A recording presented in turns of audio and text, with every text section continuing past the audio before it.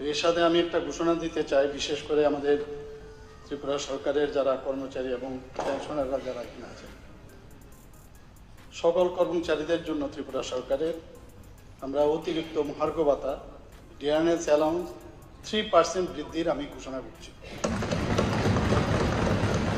পাশাপাশি যারা পেনশনার যারা রয়েছেন তাদেরকেও আমি 3% ডিয়ারনেস রিলিফ সেটাও ঘোষণা করছি।